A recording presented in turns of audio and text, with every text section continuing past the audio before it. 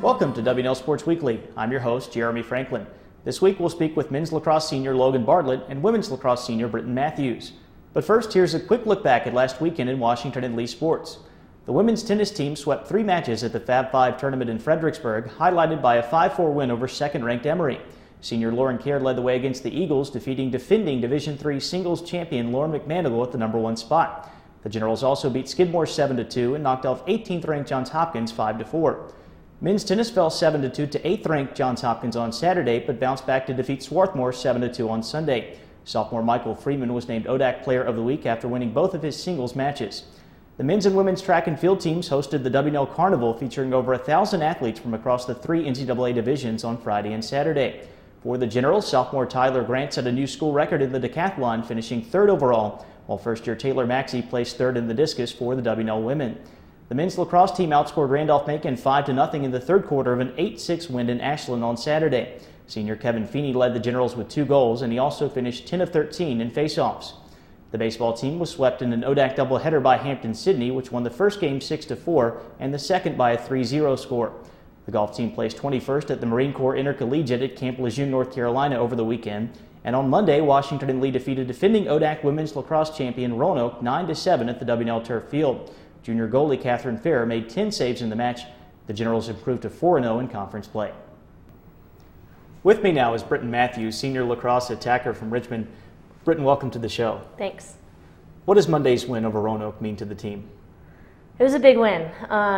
This year we had a main goal to beat Roanoke, and after last year's loss, it was sort of a revenge win, but more importantly, it showed us that we had the talent to bring the championship back to Lexington. This past week has been a very focused week. We've done the little things each day. We've tried to get to be a better team, and I think the strides that we made between our Union game and our Roanoke game really showed us what kind of team we are and can be.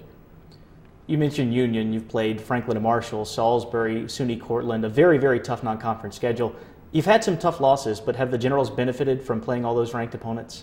They have, for sure. Coaches really challenged us this year. We've played these teams that hold us accountable for the little things. We need to be playing all 60 minutes, and letting down for 2 minutes can mean shifting the game out of our advantage, shifting the momentum. And so being held accountable for those things and playing tough competition beats us up mentally, but builds us as a team and builds the unity. What has been your favorite experience as a member of the WNL lacrosse team? Favorite experience? I'm going to have to say my sophomore year when we played and beat Middlebury. It was a game that I don't think a lot of people thought we could win except for our team, and we just went out and played with our hearts and absolutely dominated them. But I'm still hoping that at the end of this year, with a hopeful ODAC championship and a run in the NCAAs, that will be my new memory of my senior year. You've beaten the favorite to win the conference in Roanoke, but you have some tough games remaining, starting with Lynchburg on Saturday. What will the Generals need to do to take care of business the rest of the way in ODAC play? We need to take one game at a time. Reading the article that still states that Roanoke is the favorite sort of lights a fire under us, but we need to remember that each game matters, and we need to go out every day and make ourselves better, listen to what Brooke and Megan have to say, because they put hours into preparing us for each match. And if we can play at our level, every game and make our opponents rise to us, then we're going to be unstoppable. Britten, thanks for joining us here. Good luck the rest of the way. Thank you so much. Joined now by Logan Bartlett, senior lacrosse midfielder from Summit, New Jersey. Logan, welcome to the show. Thanks for having me on. Washington and Lee survived a tough conference game on the road on Saturday, beating Randolph-Macon 8-6. You were down 2-1 at halftime. What happened in the second half to turn the game around for the Generals? Well, that first half was that was a rough one for us. It was 2-1 coming into the half, and when we got to the halftime, coach sort of let us get back, and the seniors sort of got together, and we sort of looked at each other and said, we're not going to lose this game. And to Randolph-Macon's credit, they came out and they had a great game plan, and they were ready to go from the start, and they played us tough. But in the second half, the senior leadership, I think, really stepped up, and 6 of the 7 goals we scored in the second half were scored by seniors. So I think it was sort of all of us rallying together and just really getting on the same page and going out there and having the will and the resolve not to lose that game. You missed 2009 with a knee injury, but you're now the team's third leading scorer here in 2010. Are you feeling fully comfortable being back on the field, back in the rotation? I am. I'm comfortable back on the field. I don't think I'm the exact same player I was. There's definitely some things I don't do quite the same. I wouldn't say better or worse, but I'm not the exact same player, but I'm comfortable being out there. And it's going to sound like a cliche saying this, but if you had told me middle of this summer that I would be out there and we would be 8-2 and I would have however many points I do, I don't know if I would have believed you. So I really am enjoying being out there. I'm really appreciating it because it is 2 seasons combined for me, both my junior and senior year. So I really am just sort of happy to be out there and be running around and being able to help the team and do what we want to do. What makes the Washington Elite Lacrosse team different from any other team you've competed with? I would say, honestly, this might sound a little ridiculous, but we honestly all like each other. And I've been on teams in the past where that wasn't necessarily the case, but we're all on the same page, both on the field, off the field, in the locker room. We all get along, and I think that translates into the games. There's been times this year where the defense has really had to carry the offense.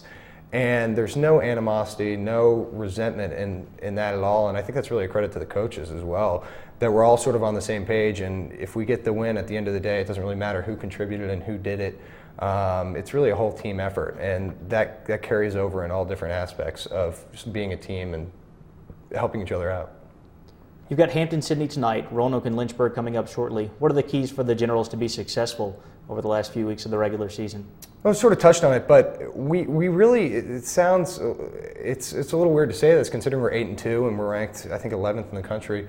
We really haven't played one full game as best as we can. And I think that needs to happen. And we sort of talked about it as a team, and we really need some people to step up and really contribute for a full 60 minutes. And that starts with our senior class. And hopefully the Randolph-Macon game in that second half where we all sort of came together and, hopefully we can put the team on our back, so to speak, and really carry us through this stretch. Because this, not that the beginning of the year didn't count, but this is the conference play, and we're going against some of our biggest rivals. And we're really going to need to pull it together and really step up for full 60 minutes in each of these games. So hopefully we can do that tonight. Well, Logan, thanks for joining us here. Good luck the rest of the way. Thank you for having me. The men's and women's track and field teams head to Lynchburg for the Liberty Invitational on Saturday. Here in Lexington, the previous 2 ODAC baseball champions will take the field as W&L plays host to Randolph-Macon for a doubleheader. Women's lacrosse will meet conference rival Lynchburg at Watt Field on Saturday afternoon. Also Saturday, men's lacrosse travels to Guilford for an ODAC matchup. And on Monday, the golf team hosts the annual Buck Leslie Invitational at the Lexington Golf and Country Club. For W&L Sports Weekly, I'm Jeremy Franklin. Thanks for watching.